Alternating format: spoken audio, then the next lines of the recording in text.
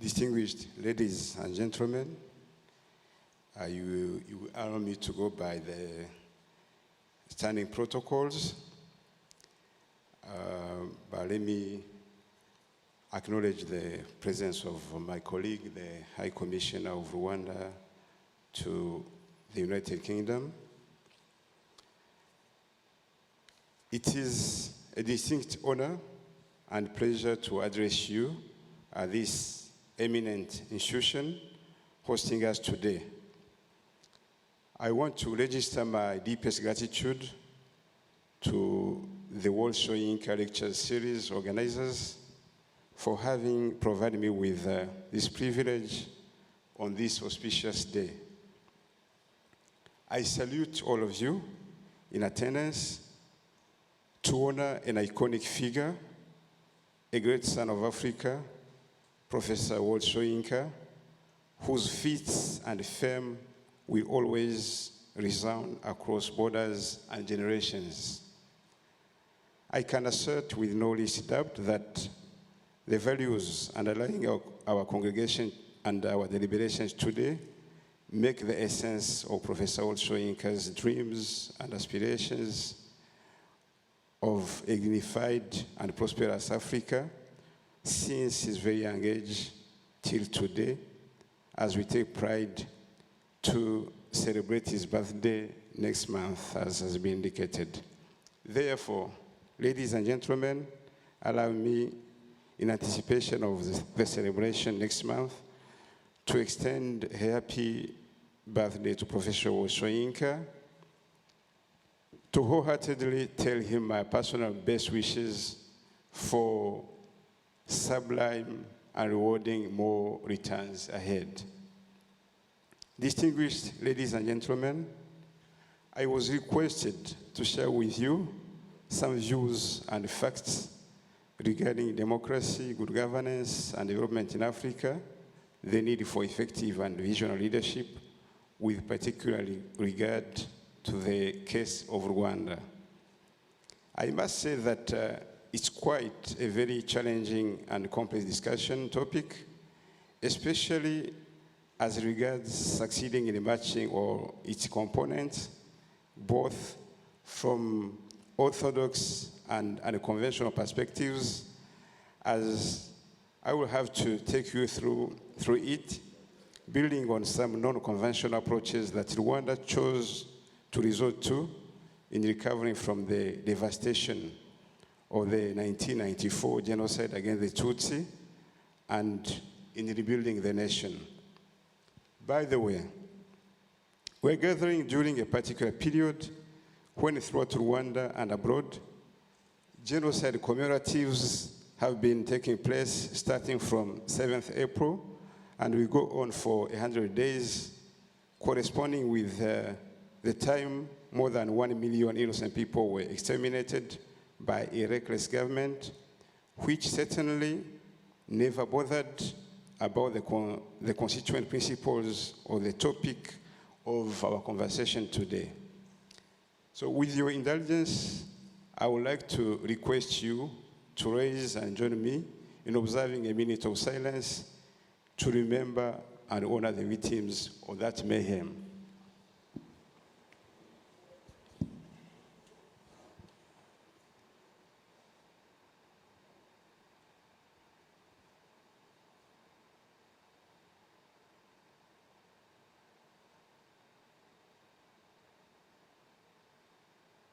I thank you.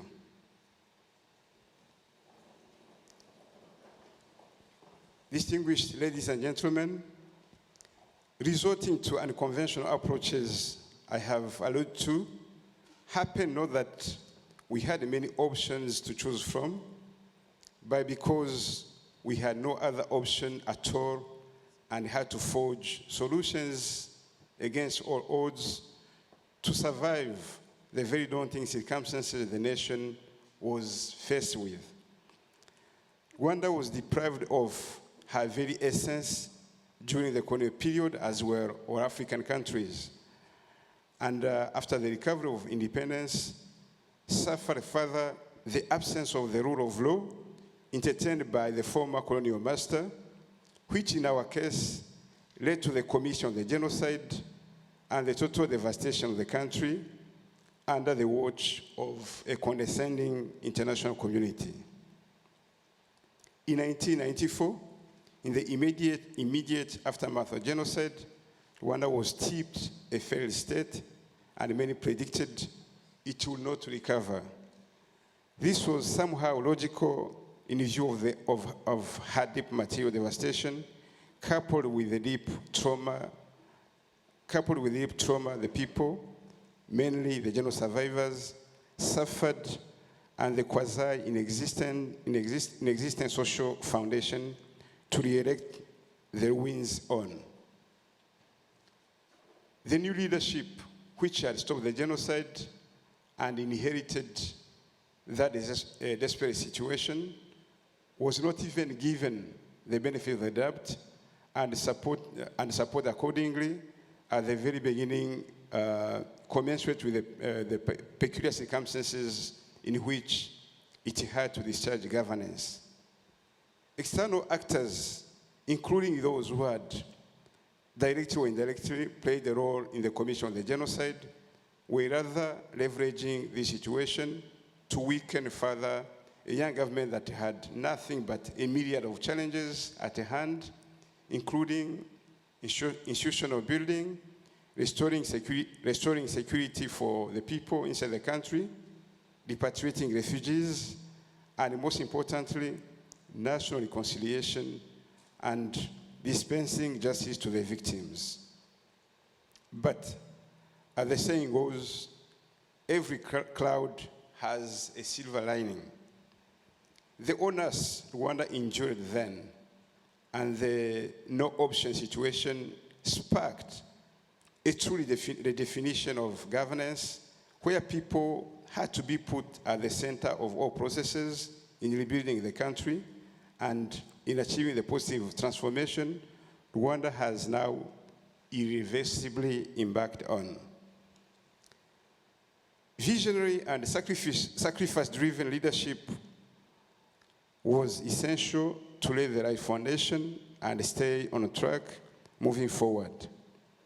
Rwanda benefited significantly from the stewardship of our president, His Excellency Paul Kagame, who constantly upheld and inspired the values of national unity, discipline, resilience, dignity, self-reliance, participatory and all-inclusive development.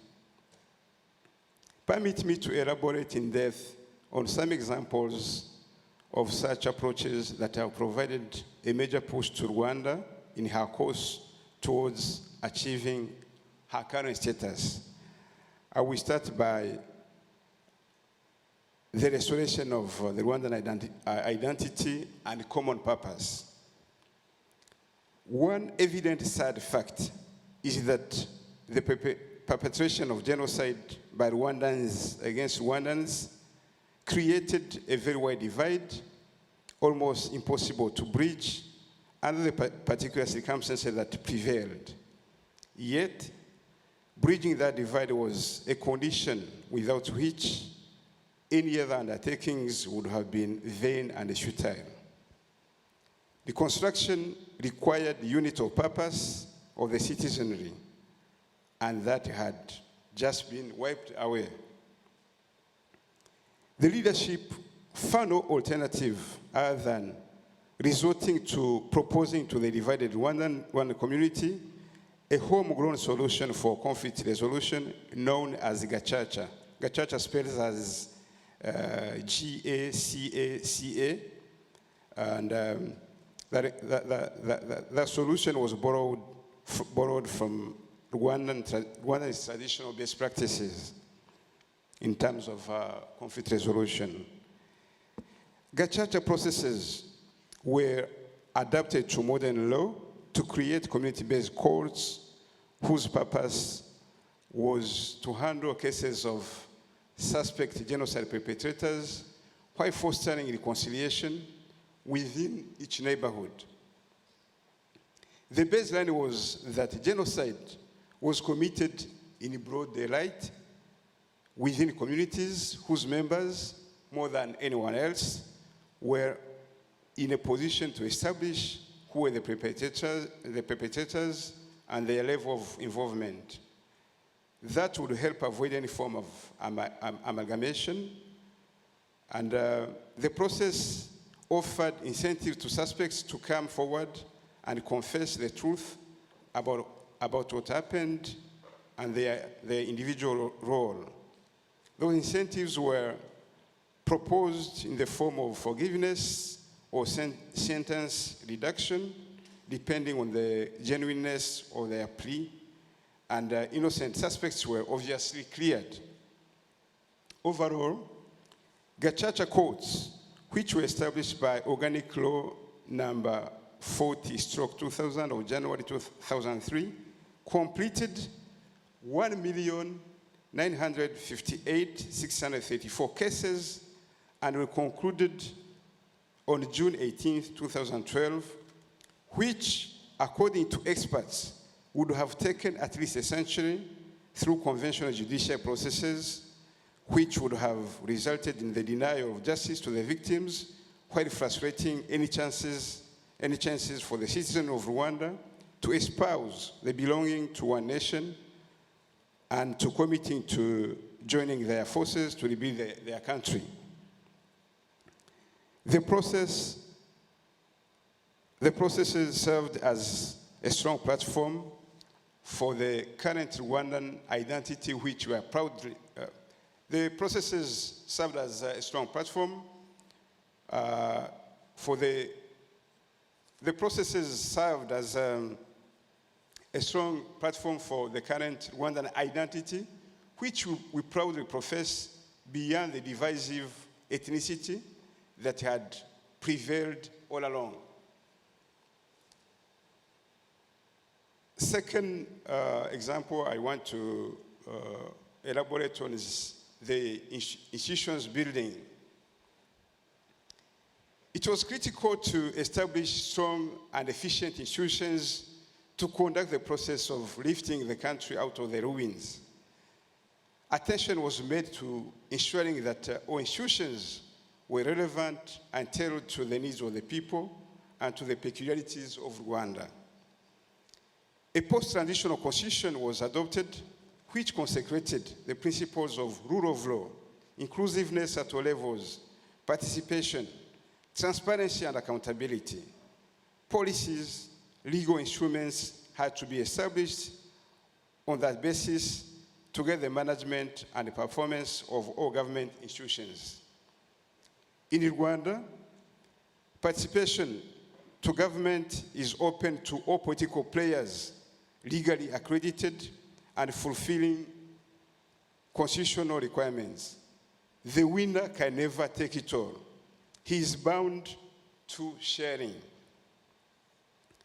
The benefits of this option to governance is unquestionable, and this in due regard to the damage caused to Rwanda by previous administrations that had deliberately and legally institutionalized exclusion.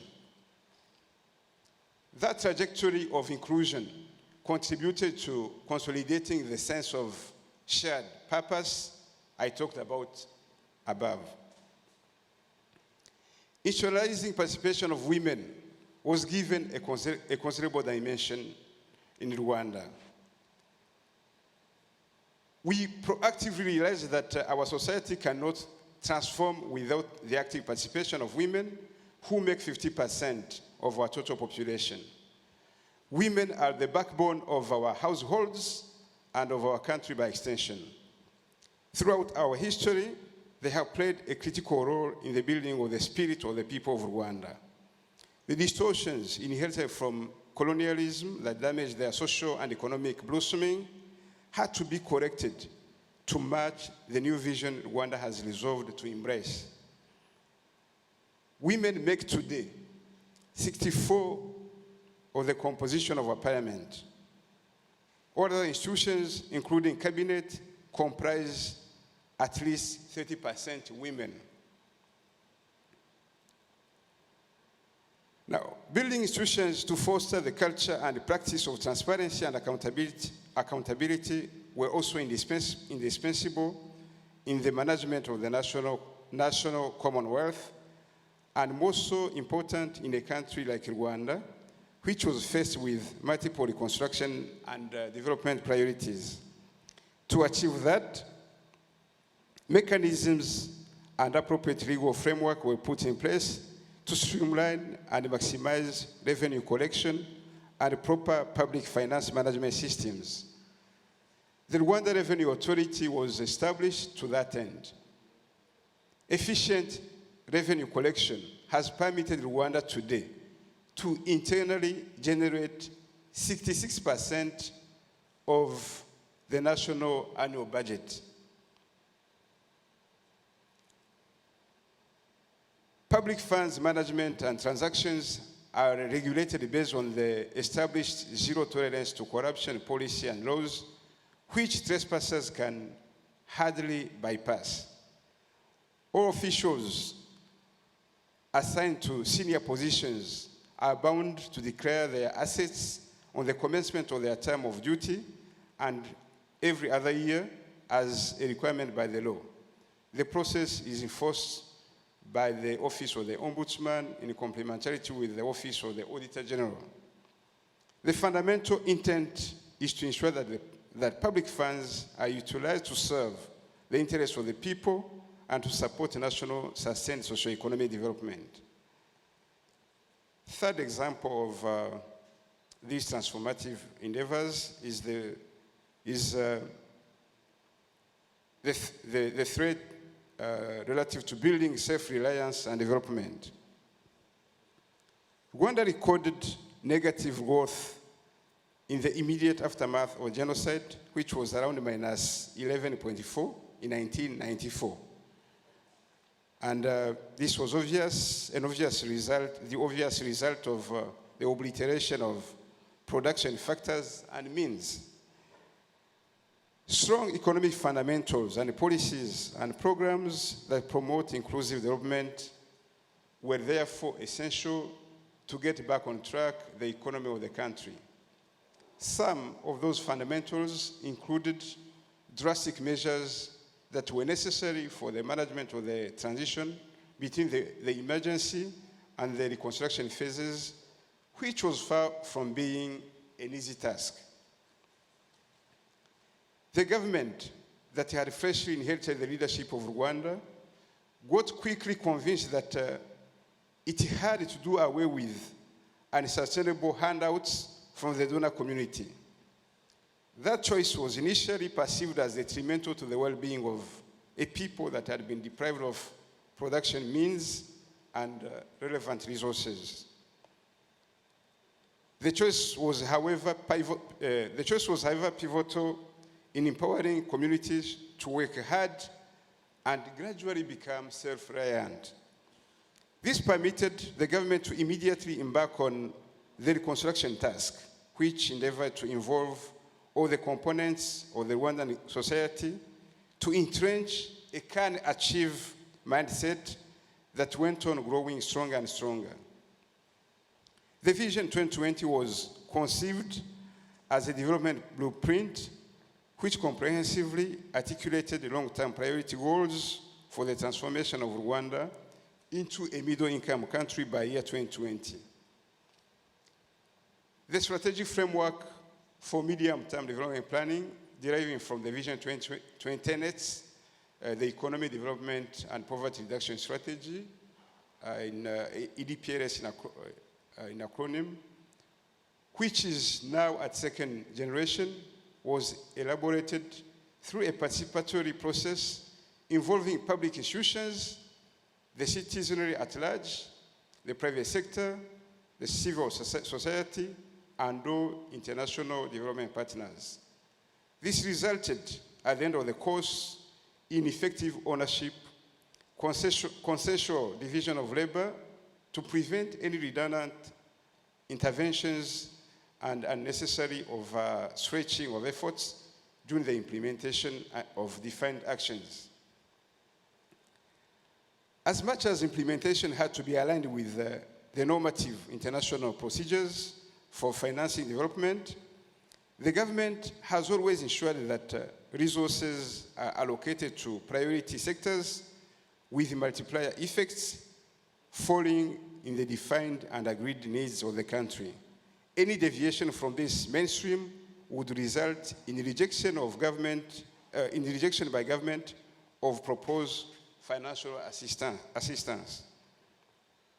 2 decades now, Rwanda has been able to reduce the percentage of people living under the poverty line to 39.1% and to increase the income per capita to more than double, which is today $718 from 131 in 1994. So it has more than actually, it went like 7 folds from the time in the immediate aftermath of the genocide. To sustain development, government resolved to tap the power of foreign and local private investment in the sectors of production and services. Important reforms were effected regarding policies, regulations, and processes to ease doing business in Rwanda. Rwanda has consistently improved her position in the World Bank doing business ranking, where we rank now 62nd globally and second to Mauritius in Africa. Rwanda has also created a strategic institution purposely dedicated to facilitating the dynamics to the transformation of the country into a global hub for business, investment, and innovation, and this institution is the Rwanda Development Board, or RDB. It is a one-stop shop to mobilize and facilitate investment and to serve as a permanent link between public institutions and investors, and to foster potential synergies between foreign and local investors to maximize quick wins and efficiency, focusing on major economic sectors such as financial services, power generation and distribution, manufacture, tourism and hospitality, mining, logistics, and distribution services. It takes now only 6 hours to register a business through the Rwanda Development Board. Only 6 hours.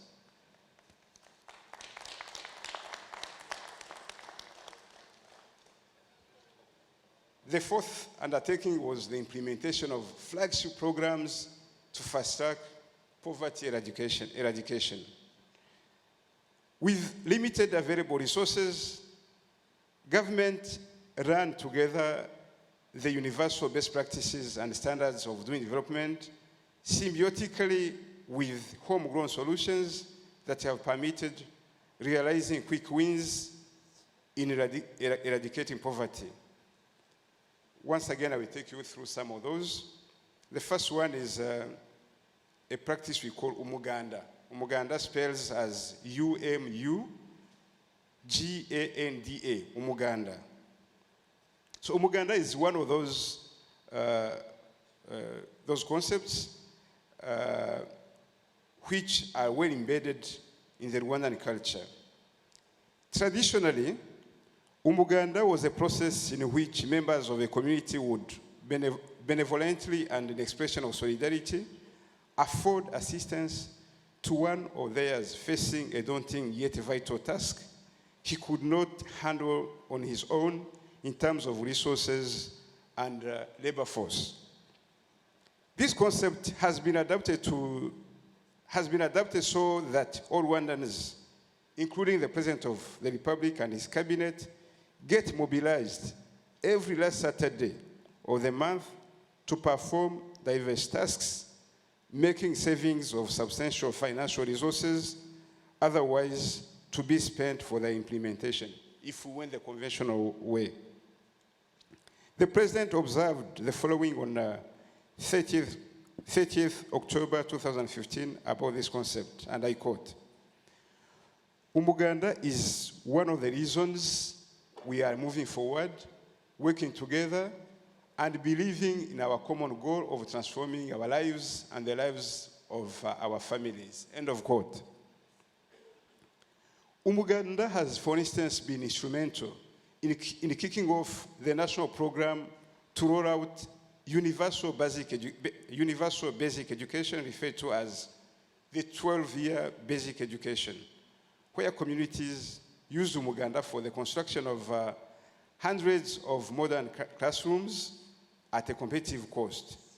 Owing to this, the children enrollment rate in secondary schools has doubled between 2007 and 2015.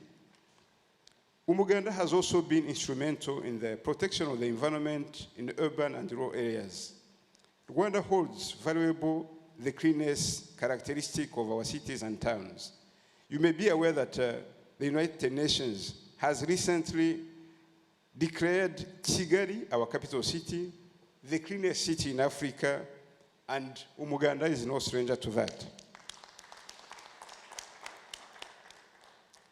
In rural areas, Umuganda has permitted to set up systems to protect soils against erosion on the steep slopes of our 1,000 hills and mountains. Umuganda has moreover contributed to accelerating reforestation in the same vein of protecting the environment and gaining other related benefits. Another example is a program dubbed VUP, which stands for Vision 2020 Umurenge. I talked about the Vision 2020, and Umurenge, that spells as UMURENGE, is one of our administrative entities at local level. So this VUP was created to accelerate the achievement of the Millennium Development Goals at grassroots level. Rwanda happens to have completed most of these goals, by the way.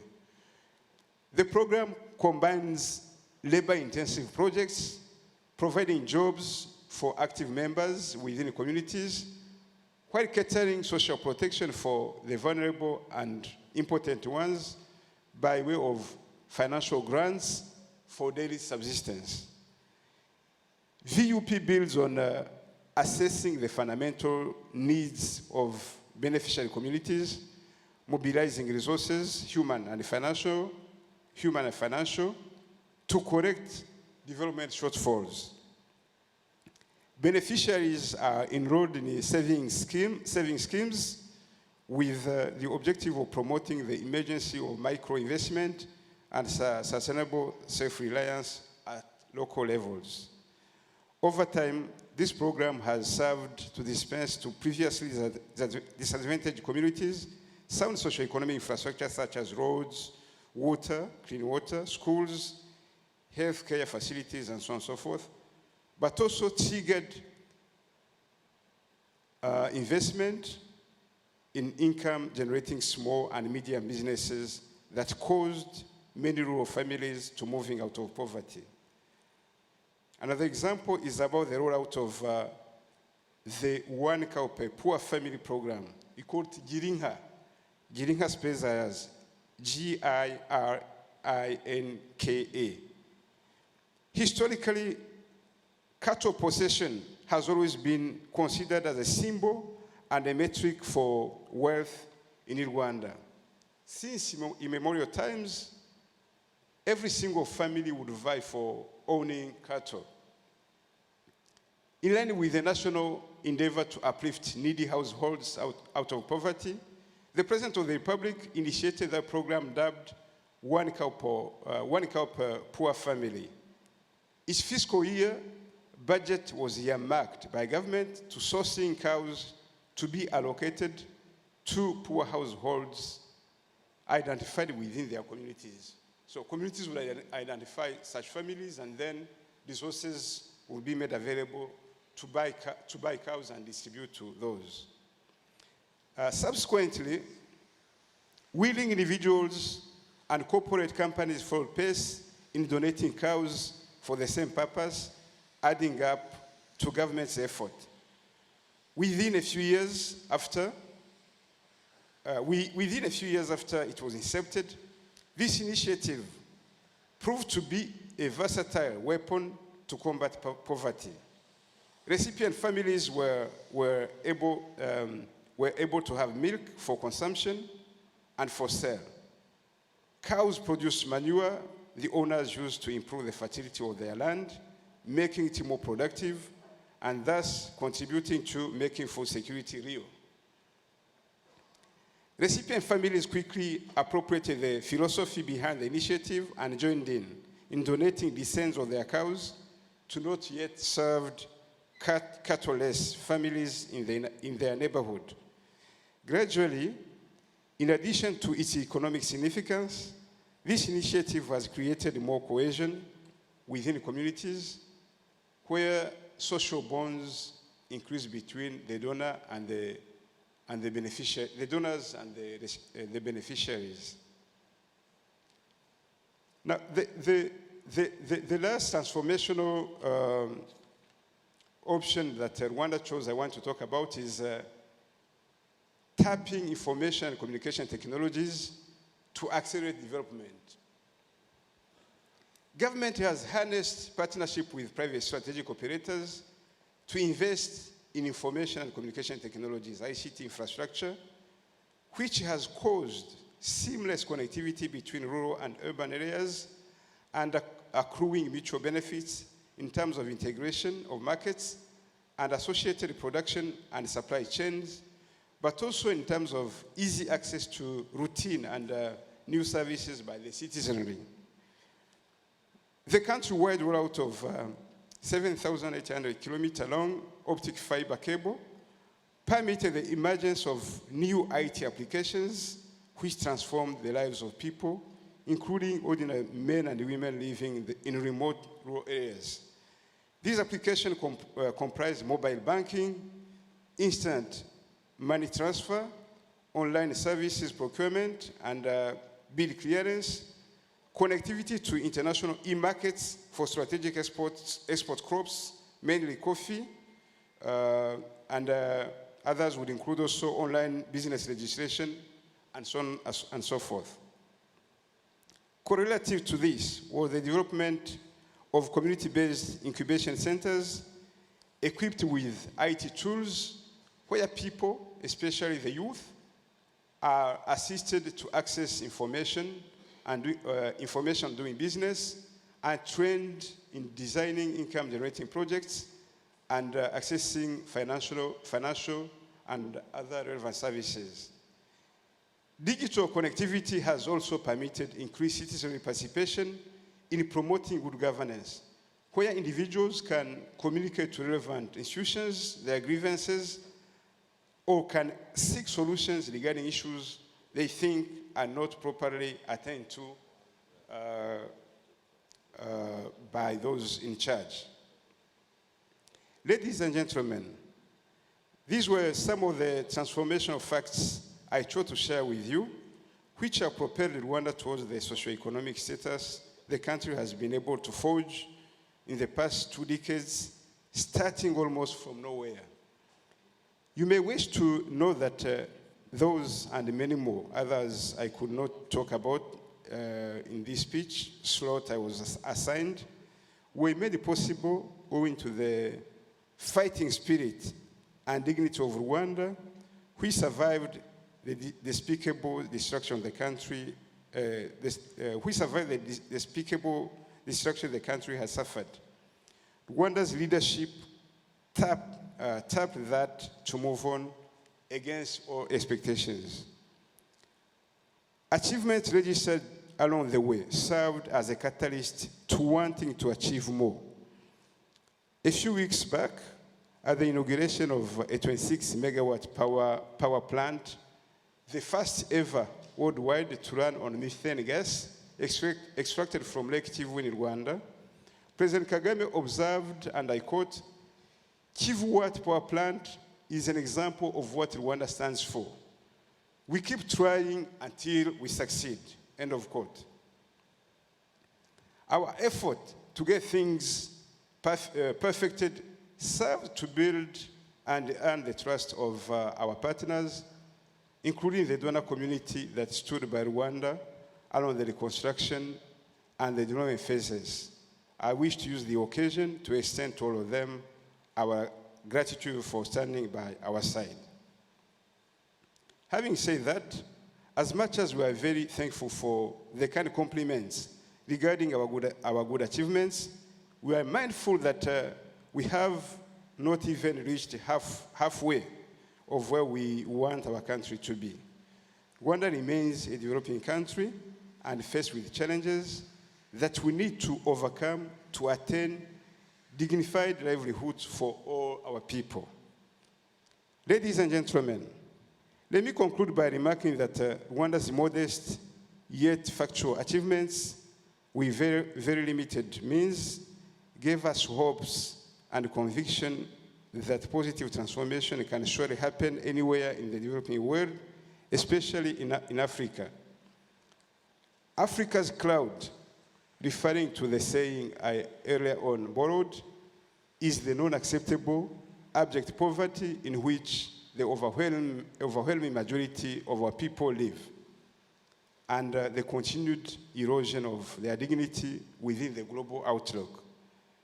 The situation is more so saddening when statistics highlight our continent being endowed with bountiful natural resources which are not usefully tapped to generate wealth.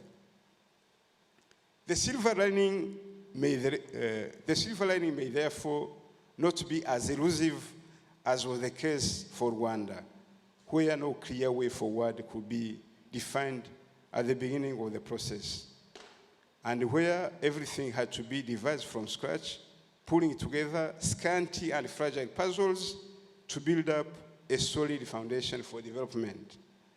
Here, we are talking about huge untapped resources and stronger commitment we have to smartly harness, contrary to the business as usual, where Africa has continuously been on the losing end. The challenge before us is how we restore the order of things to ensure that the resources serve the noble cause of elevating our people to deserved levels of development. The good news is that economic growth is currently on the rise in Africa. We simply have to be mindful that much more needs to be done, and well beyond the perspective of creating wealth for its own sake. Wealth is certainly a critical asset to eliminate poverty and obtain human dignity, but there is still need to look into people-centered aspects like equity, inclusiveness, sustainability, which only good leadership can dispense and can iteratively put to good use. Once again, thank you very much for affording me the opportunity to address this August forum on this special day and for your kind attention.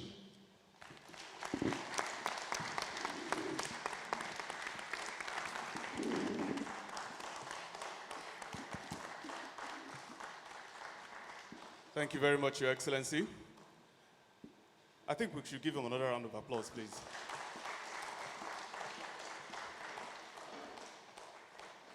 Wonderful, wonderful. I mean, I'm blown away because I was making notes, and I think the only thing I could turn up with that I think brings out the essence of everything I got from what you were saying. Rwanda is inspirational. I mean, does anybody disagree here? Absolutely. I frequent Africa every 6 weeks. And many times I see Rwanda and I say to myself, I must go to Rwanda one day. I used to have 3 staff who came from Rwanda, and I said, I will visit your country one day. Sir, I will be there next month. Apart from to learn about Umuganda, Umurenge, and I think this was... so we are all learning, sir. We will learn. I come from a country called Nigeria. I don't think anybody here comes from Nigeria, but I come from a country called Nigeria, and we will learn quite a lot of things. I believe there's a lot that can inspire us from your lecture today. I'm going to give us some time before we can engage with the special guests we have today.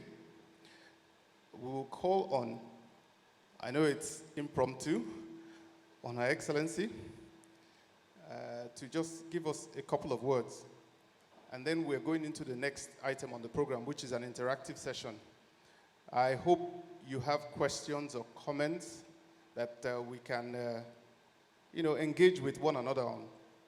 So, if you don't mind, just, Your Excellency, just a few words for us. Thank you. Well, thank you very much. My colleague, welcome to London.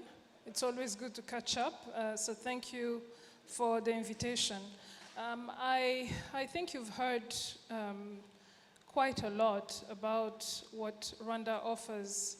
It's a story of inspiration, but you heard homegrown solutions being mentioned many times in His Excellency's speech. And that's because, for us, it is the only way to move forward. You have to look inward to find solutions that need to be applied to resolve issues at national level. It takes a citizen-centered government and leadership.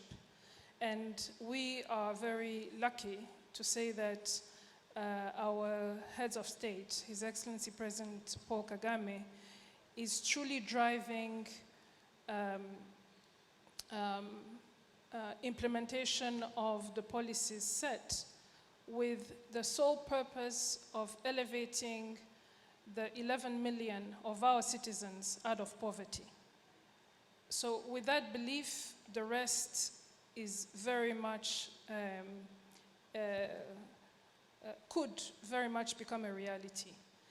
When we hear human rights, and on this one, we know that there are many ways of looking at it, but in our minds, human rights is nothing else but making sure that, healthcare, education, safety, and dignity of your citizens is secured. And again, how did we achieve that is by looking at homegrown solutions. We didn't apply anything that worked anywhere else. We looked at our culture, and we inspired ourselves with what worked before. And with that, we could very easily and quickly bring the population together to apply the policies that were set, because it was nothing imported. It was something that we believed in, that worked for us, and it was just a matter of organizing ourselves to apply it at national level. And so today, Rwanda is the safest country in Africa, for example, although I argue that it's not just in Africa. We're probably safest than many countries globally.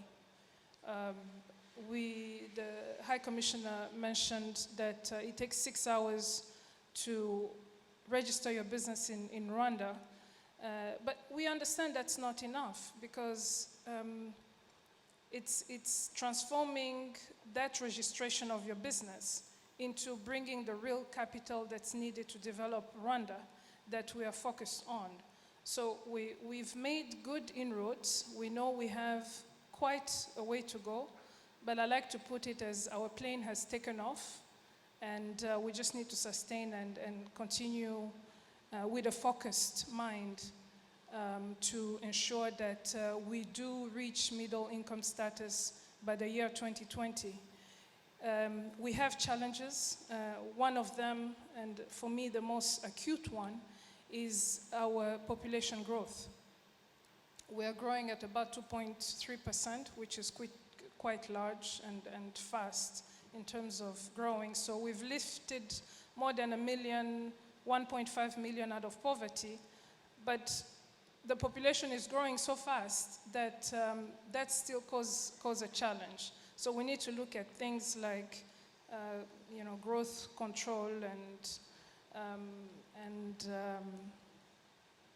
and innovative ways of using what we have, which is human resources, into producing wealth by focusing on human resources and not natural resources.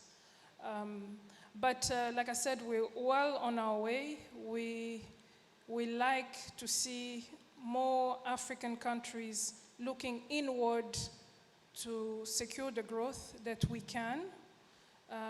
I don't think we need advice from others. We actually know what we need to do. The issue is always in the implementation of what we have as policies. But so we are happy and humbly sharing the story of Rwanda in the hope that it inspires others, but we're also here to look at ways where you can help us achieve our growth and targets in a faster manner. But with that, we also very much believe that Africa needs to intertrade. So until and unless we look at ourselves as one continent that needs to integrate, we will take longer to achieve our targets. And by integration, I mean free movement of goods and services.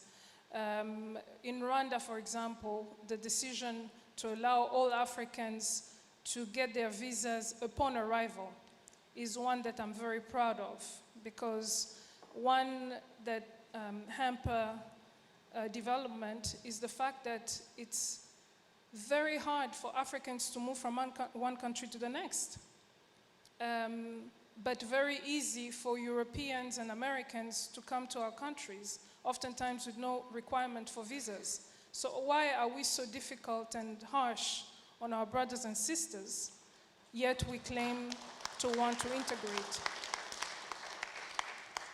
So we cannot fear our neighbors and love those who are far away from us. It starts there. It starts by believing that Africans indeed have something to share with each other. And let's be positive. Let's debate, but debate with a purpose. But we have a great continent. I think there's no question about it. The question is, how are we working together to indeed make our continent great? So thank you very much. Thank you very much, Your Excellency.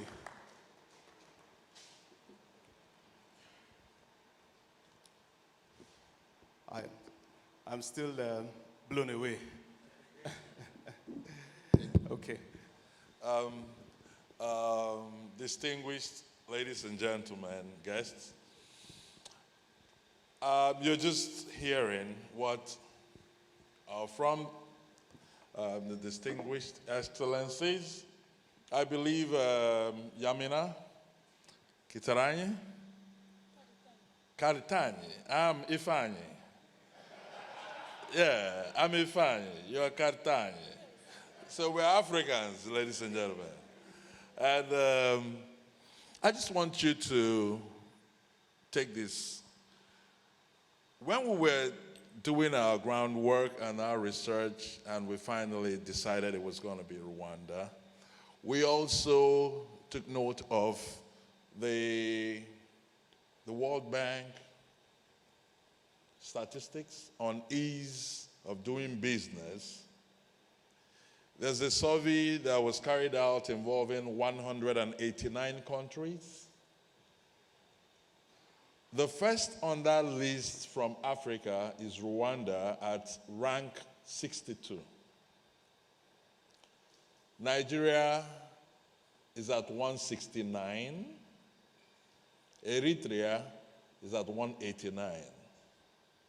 Now, how do they rank this?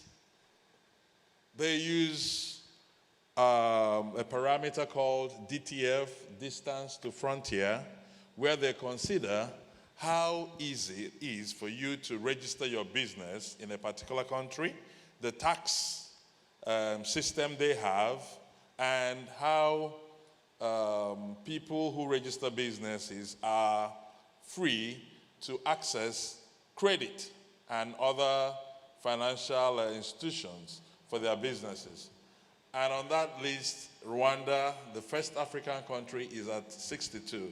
So when we hear the modesty of excellencies here talking about the challenges they have, please note that Rwanda has gone far way ahead of other African countries.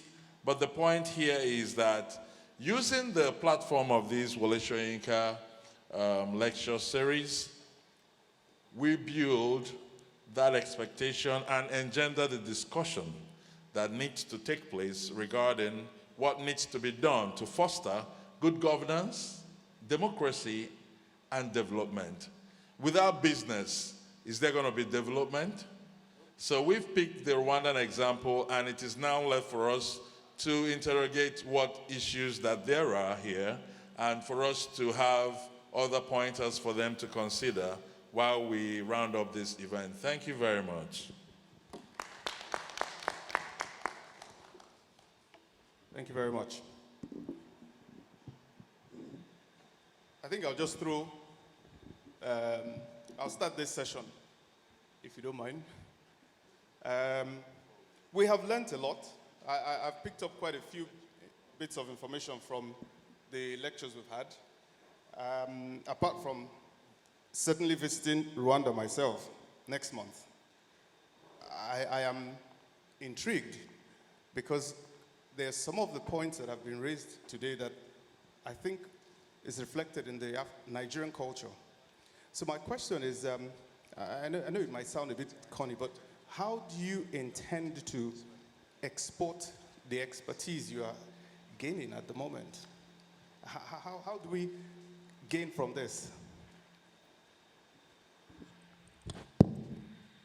Thank you. Yeah, thank you very much. A few weeks back, you may be aware of the holding of the World Economic Forum on Africa that congregated in Kigali, and to which participated many Nigerians, by the way. The theme of that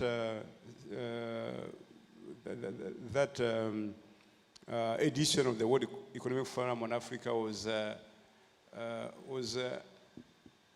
harnessing the resources of Africa through digital transformation, revolution.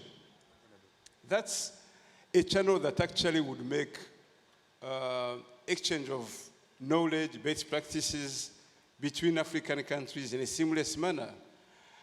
The most important thing is actually to open up or to make that interface be real. The discussions with the World Economic Forum actually set up a departing point for this to happen. But for the time being, we have been evolving in a situation whereby our political boundaries have been an impediment, yet they are removable, or tapping the existing technology that we have. So geographically, actually, Africa is a compact, and we should be looking to that. Yes. In concrete terms, for instance,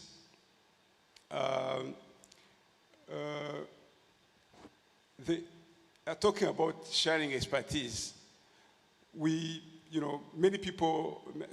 African countries are linked or entertain diplomatic relations, trade relations, through which this can happen.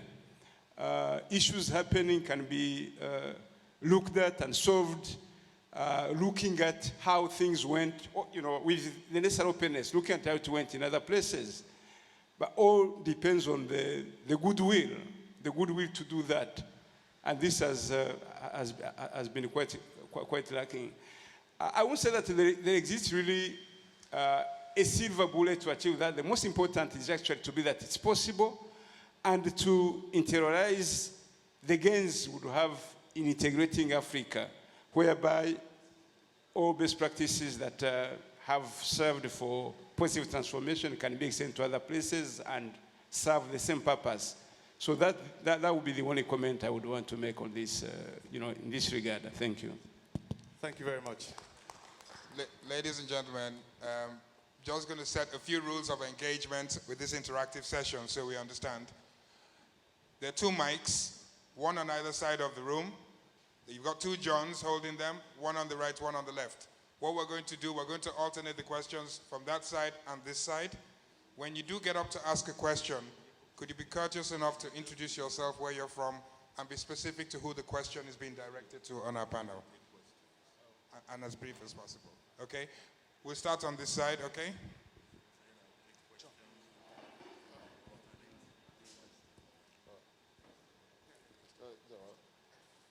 Your Excellencies, my name is Charles Maribor. I'm a physician in Australia. I'm a member of this organization. In the past 10 years, I've seen Rwandanese refugees in Australia. But in the past 5 years, I haven't seen one Rwandanese at all as a refugee, which is a good thing. But I go back to history in terms of the genocide.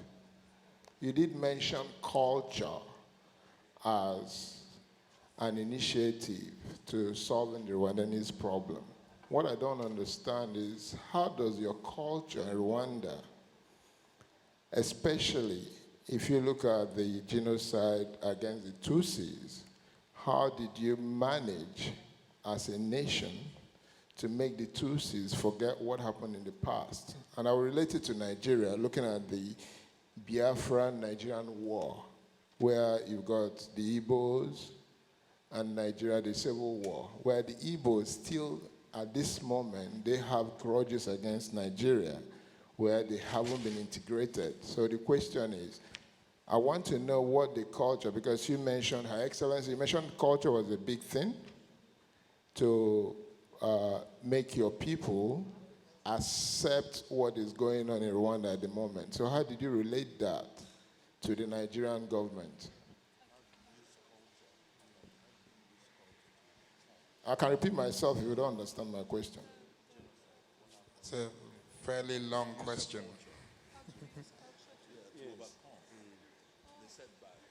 Would you like him to repeat the question, or are you okay? Yeah, let us answer to that, and we take one question, then answer things better. Especially that the sound is not good, and I'm having difficulties to get, you know. Okay, I think what his question was. Yeah, but I got that one. Let me just comment on it. Yeah, how culture was tapped to solve the problem that were caused by the Commission on the Genocide. I think I did elaborate on that. For Rwanda, well, as much as the situation came out to be very dramatic, but it happens that people of Rwanda have always been one. You know, there was no social distinction between our communities. As a matter of fact, in Rwanda, we speak one same language. We live in similar communities. We practice same religious, how do I put it? We belong to same religious denominations. Those important than our traditional one, which is also unique. So basically, the divide that happened in the Rwandan community was quite artificial.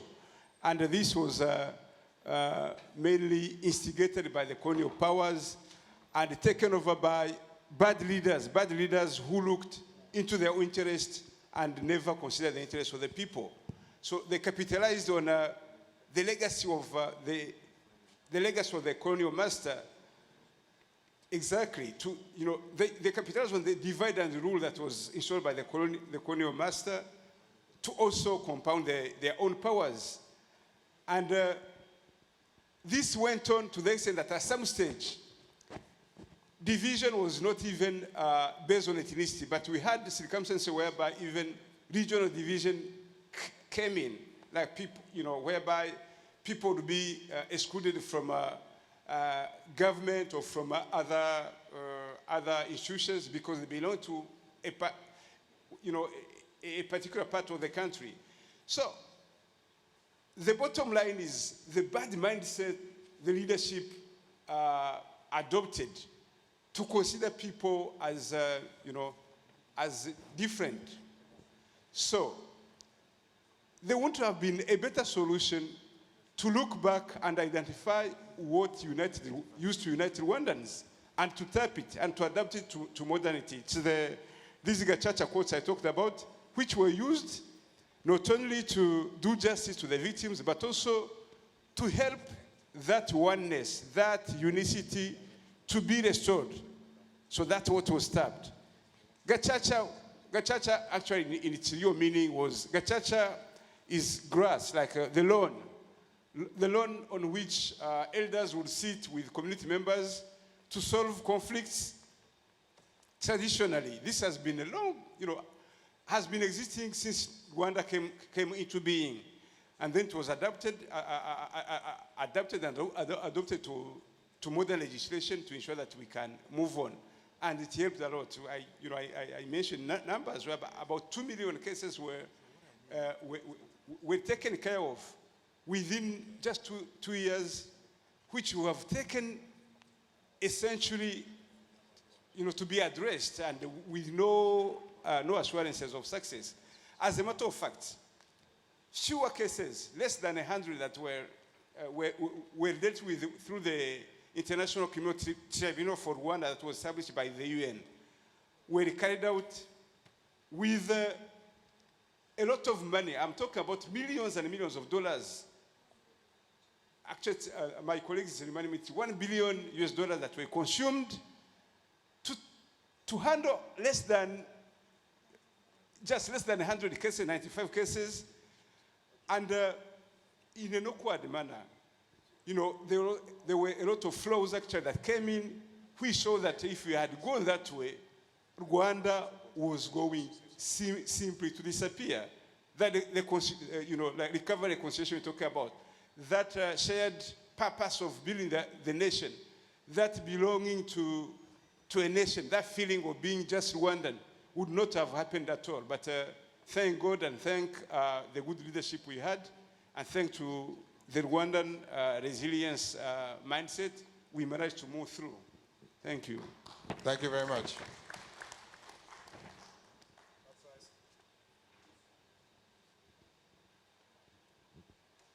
Could you please direct the question to a specific? Okay. Your Excellencies, distinguished guests, ladies and gentlemen, my name's Eddie Datubo, a transformational and strategy consultant based in the UK.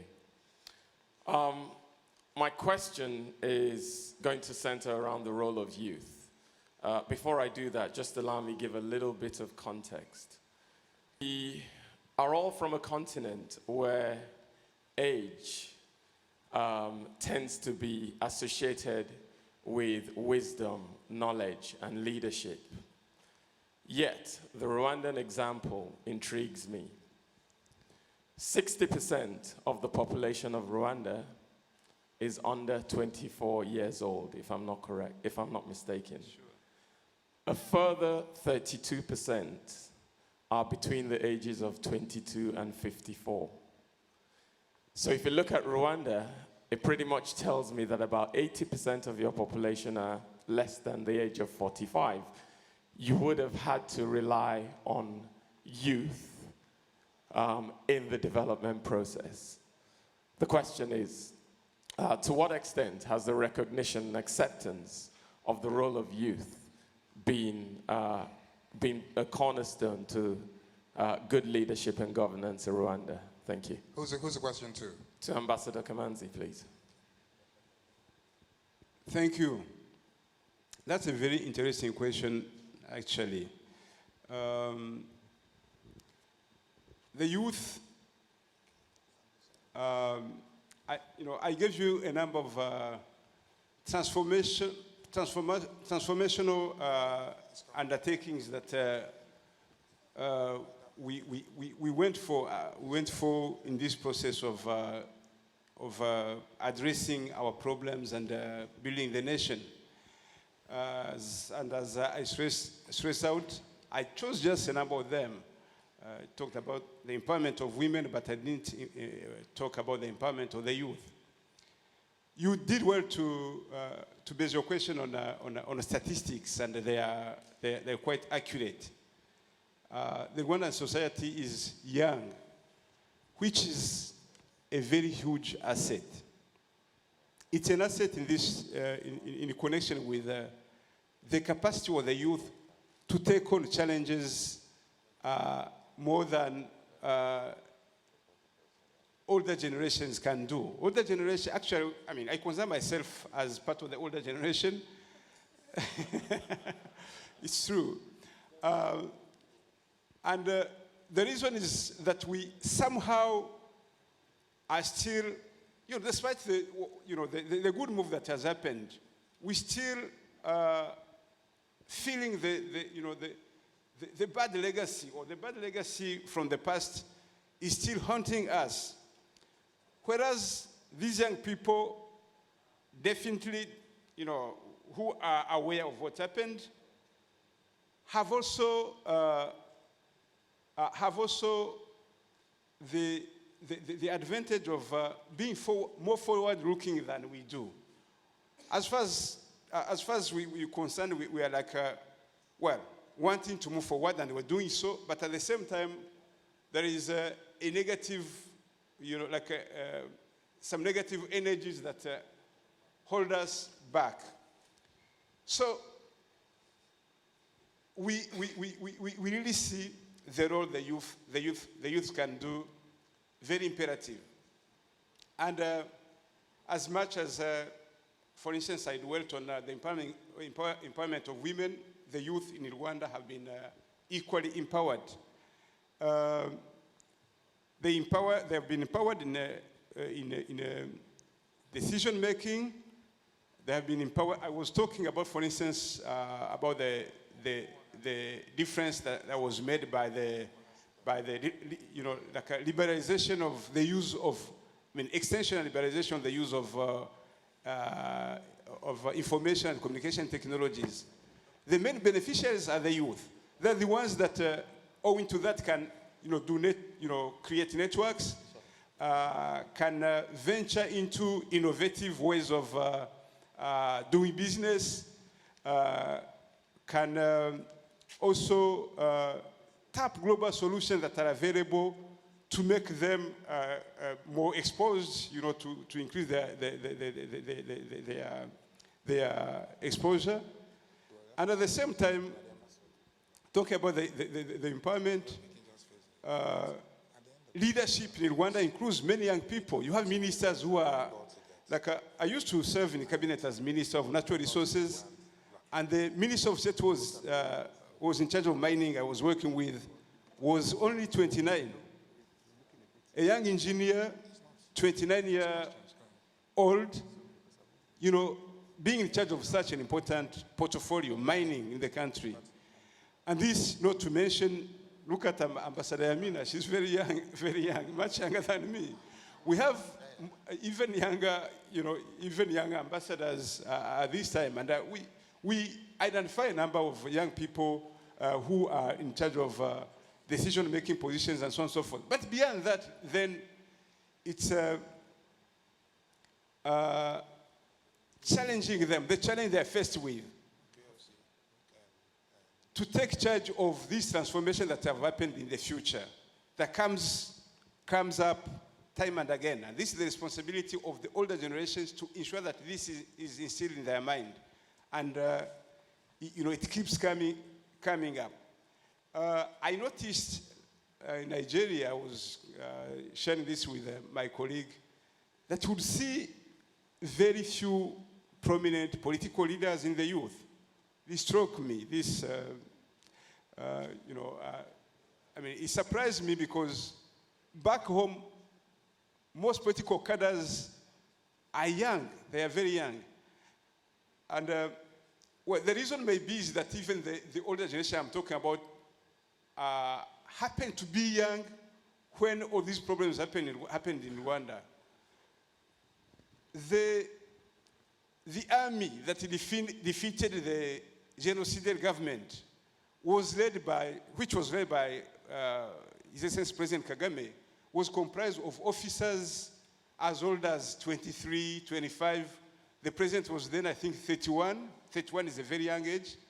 And they were able to defeat an army that was heavily equipped, supported by powerful countries, but they managed to not only to militarily defeat it, but also to ideologically build up a framework that happened to make a difference, meaning that the youth are a very, very important resource that you as you stress out, or is about actually getting them to think that they can do it. So this is what we've been doing in Rwanda. This is what many African countries should be doing. As much as the wisdom of the elders is necessary to ensure that the flow of best practices like those I mentioned would be seamless. But it's important to responsibilize the youth along the way so that when time comes, they are ready to take on the challenges that unfortunately remains numerous in our way towards development. I thank you. Thank you very much, Ambassador.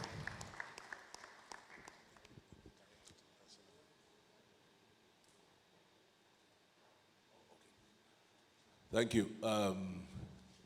Good afternoon, everybody. My name is Dr. Sam Dede.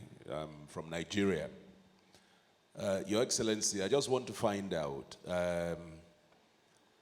knowing that much of the policies in Rwanda are culture-based, they're tradition-based, how much of these tradition-based policies are taught in schools at the primary and secondary level?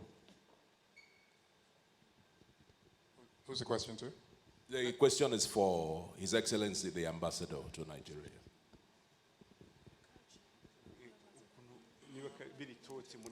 Yes, sure.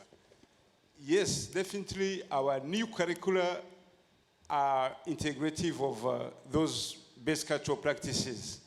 The reason being that we want the youth to be open to those and to use them as they grow up. One thing that was unfortunate for Africa, starting from the colonial period, was that our education has been transformed. Was quite good because owing to that you could train engineers. In some countries that just started, were able to train doctors, legal practitioners, and so on and so forth. But the tendency was to cut off our best practices, African practices, and embrace the Western way of thinking. There were some pros and cons, some positive aspects, but somehow it led us to where Africa is. And time has come now, indeed, as you suggest very well, to ensure that whichever can serve us to look at things differently, to look at things in a way that contribute to cohesion, contribute to common sharing of challenges, contribute to common contribution of overcoming them, and so on and so forth. I think we need to look at that and to strengthen further. And one way is going by, through education. We were talking about, for instance, how some of our young children are sent to foreign countries. A discussion I was having with my colleague. At times, they go there to benefit from good education that, is being provided in institutions like this one. But at the same time, they also, apart from the good exposure, they're exposed to bad things that make them go astray from the main purpose. And the idea is, how do we ensure that institutions like these are built up and consolidated in our own countries, so that we would feel proud of having, like, the University of Rwanda, the mighty University of Ibadan, which you all know that used to be one of the most prominent universities in Nigeria and in Africa. How do we go back to that tradition of ensuring that our academic institutions are tailored to our needs and are capable to retain these young children who we otherwise send abroad, to stay there and learn, because, now it's easy owing to this digital transformation I was talking about, to get, to acquire knowledge from any part of the world where you are. But at the same time, they would learn from those best cultural practices where they are in place. They want to learn them having moved from Nigeria to the UK, or from Rwanda to the US, to the UK, to China, and so on and so forth. So you do well to raise this matter, and it's important. And I want once again to ensure that, to assure you that our curricula have been repetitively revised so that they can contribute to forming truly Rwandan young boys and girls who can grow in wisdom in line with those new aspirations. I thank you.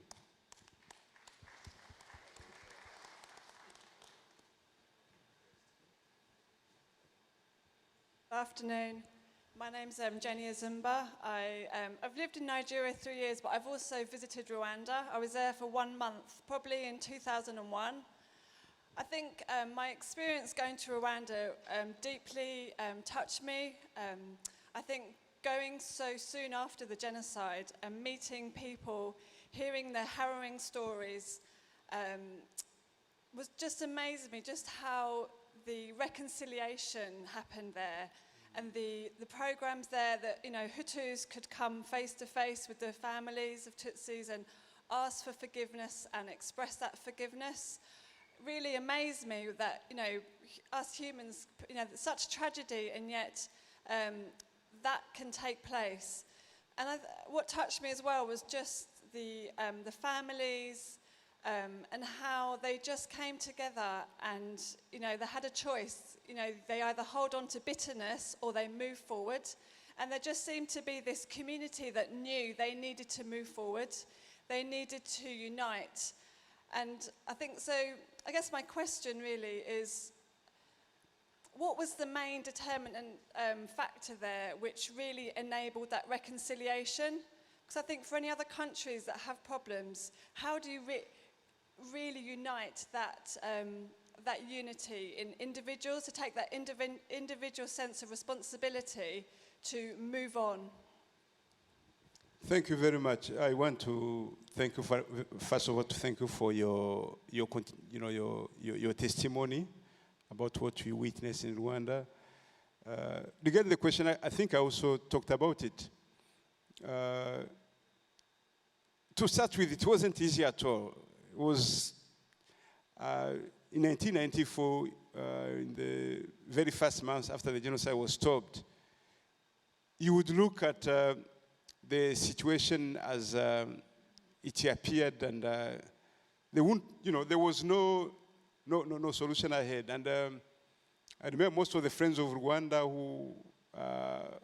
who would come to see us and to share with us some of the solutions that would help us. They would put forward some good suggestions, but at times they would just, such suggestions would be impossible. Let me tell you that there were people, very prominent world-class politicians, who would come and say, well, for you to be able to surmount the happenings that you have just suffered, consider putting aside one ethnic group and the other on the other side. They're proposing creating a Tutsi land and a Hutu land. And this would have been an abomination. That was really an abomination because, as I told you, all these people are one. Speaking one language. You talked about Yoruba, Hausa, Igbos. These are distinct communities, except that I'm going to comment on that as well. You are also one, by the way. Or these people speak one same language, or these people intermarry, by the way. You might be aware that in the Commission of the Genocide, we had situations whereby cousins would kill their own cousins, whereby husbands would kill their own wives, or vice versa. to tell you that the community actually was unified and was disaggregated by bad politics. That's all. So, before such a daunting situation, and that's where the good leadership played an important role. That's why Rwandans now think that the impact of our President Kagame to the transformation of Rwanda is definitely undeniable, and want to stick to him for a while to lead them, or that he managed to afford them a solution that helped to address the situation as quickly as possible, where everyone had failed. So what that solution was, whichever came up that divides us is very minor compared to what unites us. We stick to what unites us, we win, we prevail. We focus on the minor things that divide us, then we disappear, we fail, we fall. So the secret was actually getting people confused, convinced that the confusion that was brought about was unfortunate because it had a very heavy death toll, but not unsurmountable. That's the gist of what made it possible. Good leadership, convincing the people that we go the right way, we survive, we prevail, or we go the wrong way, then we totally disappear. And then getting these same people to remember or to draw from the resilient character that has been there, especially before the colonial period. That was very capital. And of course, that wasn't tantamount to condoning impunity.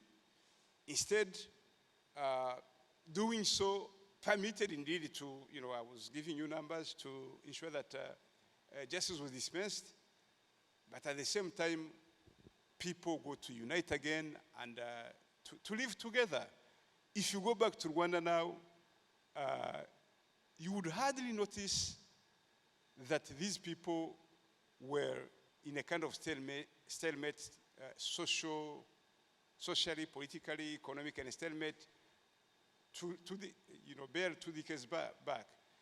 So it was some kind of magic, but magic deliberately built up by good leadership and by that sense of resilience and will to prevail by the people of Rwanda.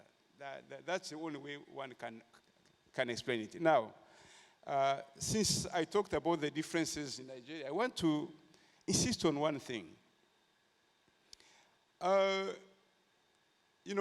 In the various interactions I've had with people, and all of you, by the way, have never comprehended or whatever. I mean, humans are definitely differentiated by belonging to a nation, to their specific nation, by the color of their skin, by their levels of education, and so on and so forth. But in the end, human nature is unique. By all means, same suffering, same positive feelings, and so on and so forth. If we went from that principle, we would agree that people living in one nation can only be one. Currently, we're talking about the inclusion of Africa, the integration of Africa as a solution to overcome the challenges that have kept us aback in terms of developing. If we think that that's a solution for Africa to make it, why are we still under, it's just that we believe that the borders that are within our nation are artificial and have to be removed for what we have to tap that can serve our common goal can happen. So if you're considering removing the borders between our countries, why should we maintain borders within our own nations? Definitely, diversity is also inherent to humanity. We are one, but I talked about the skin, the color of the skins and whatever, the languages we talk and so on and so forth.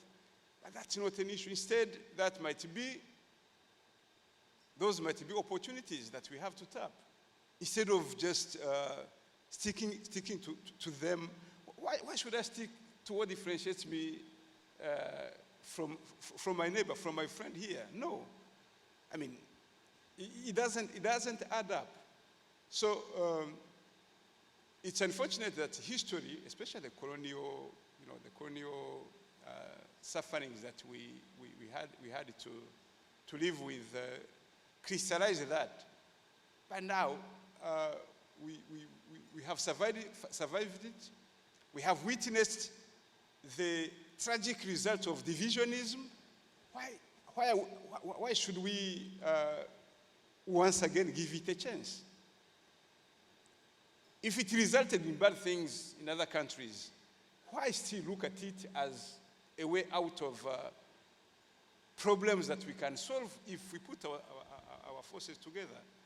So I believe in Nigeria as one powerful, great nation, and by the way, all Africans do so, and they expect Nigeria to play a critical role in that crusade of developing our continent.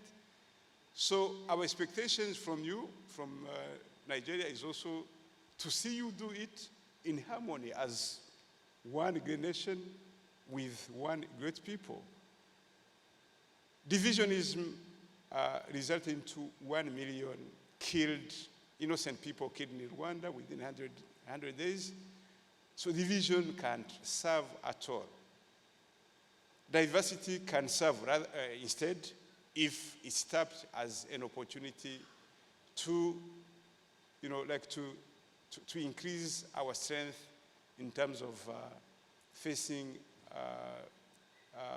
challenges that prevent us from moving forward. I thank you. I hope you are one, aren't you? I hope you feel like being one, and the guests in the gathering here, all those components I talked about are here, and it's really heartwarming to see. Thank you, Excellency. I've just picked on something here, which I think we may have all thought about it, but it didn't quite resonate that way. That diversity should be an opportunity. I think that's what you were trying to look. Oh, good. I need to take a question from somebody. I want it to be someone who will task. Yes. The commitment? Yes. The very last question, then we wrap up. Correct. Thank you. So the very last question, I would like us to have that for Her Excellency.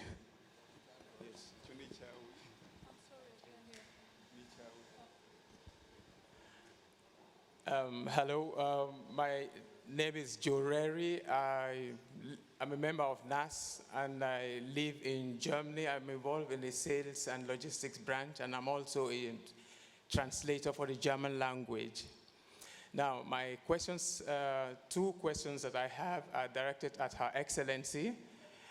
And the first one is that in course of my long stay in Germany, I have had cause to relate to many young Rwandans, both from Tutsi and Hutu tribes. And it struck me particularly that I hardly find bitterness amongst them, the way they relate to each other in Germany.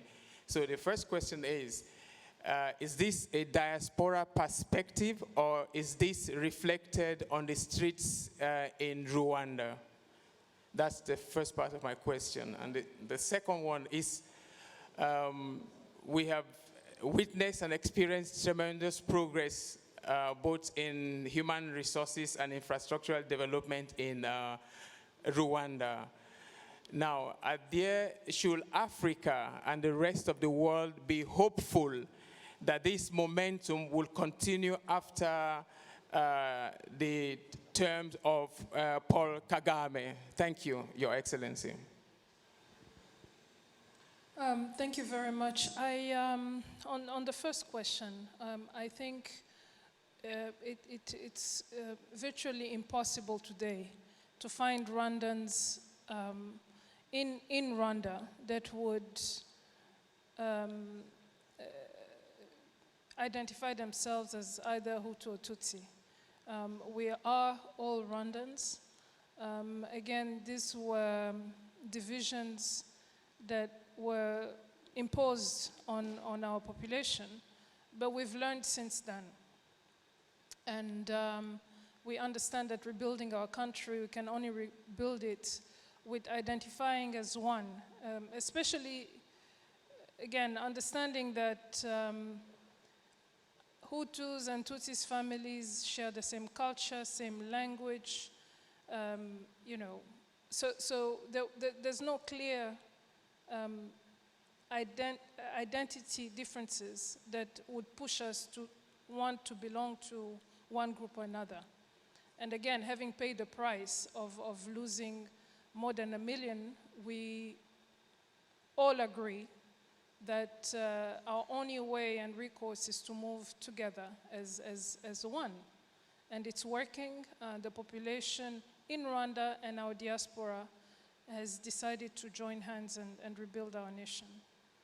And even our wishes, even those who are critical of things happening in Rwanda, would do it in a constructive manner. Again, nothing is perfect in Rwanda, but you know, come in with constructive criticism and you'll be given the floor. On the issue of whether Rwanda will continue moving forward once the current term, I assume you mentioned, of His Excellency President Kagame expires, which expires next year in 2017, Rwandans have already settled that question and allowed for a third term. It was done in a very democratic, open manner. We did not wait for a crisis and try and resolve that issue a month or a few weeks before the election. We had our referendum, and there were wide-range consultations done in country and outside of Rwanda. In fact, diaspora members were allowed to vote in the referendum, including here in the United Kingdom. So I think that's part of the message is, you know, how do you take matters into your own hands, but resolve those issues? So you don't just hijack the issues and sit idle. You look at the issue, you know the third term is either going to be confirmed or not, but you decide to deal with the issue ahead of time and with including the entire population to partake in the process. So I do not foresee trouble coming next year, election time. I do not foresee trouble 7 years down the line when we re-elect, because the population will have matured, again, will have appreciated what we have built as a country, and Rwandans are very aware of the price and the cost of peace, or lack thereof. So we appreciate that, and we all are working together to make sure that it is there to stay. Thank you very much.